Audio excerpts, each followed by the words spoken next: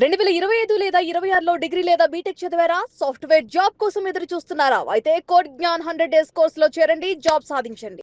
మా యొక్క పనులు నిశ్చయంగా ఉంటాయి. శాసన సభాపతి గారు ఈ ప్రభుత్వం బాధ్యతలు స్వీకరించినప్పుడు జరిగిన ఒక సంఘటనను ఇక్కడ చెప్పాలనుకుంటున్నాను. ఇప్పటికే చెప్పారు.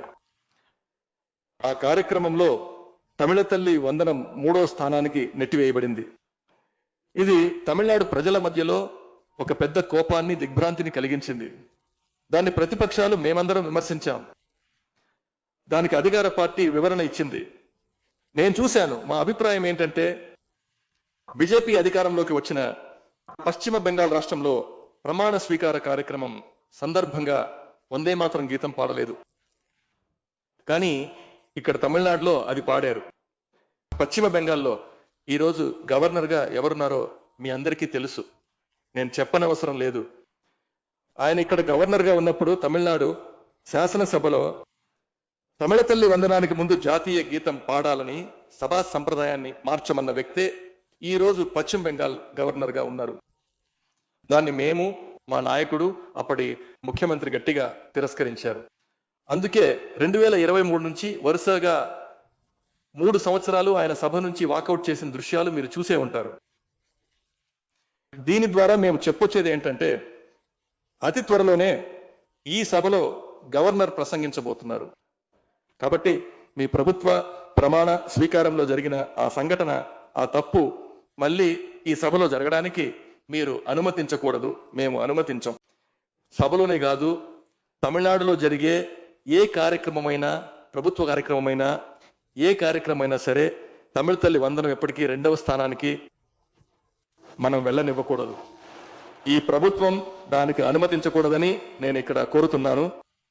చాలా అప్రమత్తంగా ఉండి మన హక్కును, మన సంప్రదాయాన్ని కాపాడుకోవాలని మీ అందరినీ నేను కోరుతున్నాను.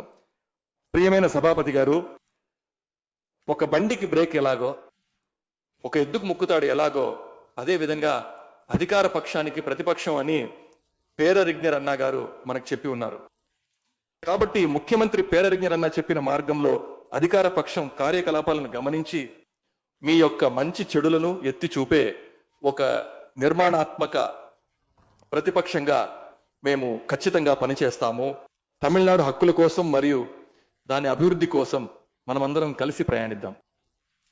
ఏది ఏమైనప్పటికీ ద్రావిడ ఉద్యమం యొక్క ప్రాథమిక సూత్రం ప్రకారం అందరికీ అన్నీ దొరికేలా చూసే విధంగా ప్రతిపక్ష వరుసల నుండి మేము నిశ్చయంగా పనిచేస్తాము. జరిగిన ఎన్నికలలో ప్రభుత్వాన్ని ఏర్పాటు చేయడానికి అవసరమైన మెజారిటీని అధికార పక్షానికి ప్రజలు ఇవ్వకపోయినా, ద్రావిడ మున్నేట్ర కజగం నాయకత్వంలో ఎన్నికలలో పోటీ చేసి గెలిచిన మిత్రపక్షాల శాసనసభ్యుల మద్దతుతో ప్రభుత్వాన్ని ఏర్పాటు చేసిన కొత్త ప్రభుత్వానికి కూడా గౌరవనీయ ముఖ్యమంత్రి గారికి నా శుభాకాంక్షలు నేను మళ్ళీ తెలియజేస్తున్నాను. గౌరవనీయ సభాపతి గారికి, సభా ఉపాధ్యక్షుడు గారికి నా ధన్యవాదాలు. మీ పనులు విజయవంతం కావాలి. మరోసారి నా శుభాకాంక్షలు. ధన్యవాదాలు. తమిళం వర్ధిల్లాలి, తమిళనాడు వర్ధిల్లాలి. ప్రజలను విభజించే సనాతనం తప్పక నిర్మూలించాలి. ధన్యవాదాలు. నమస్కారం.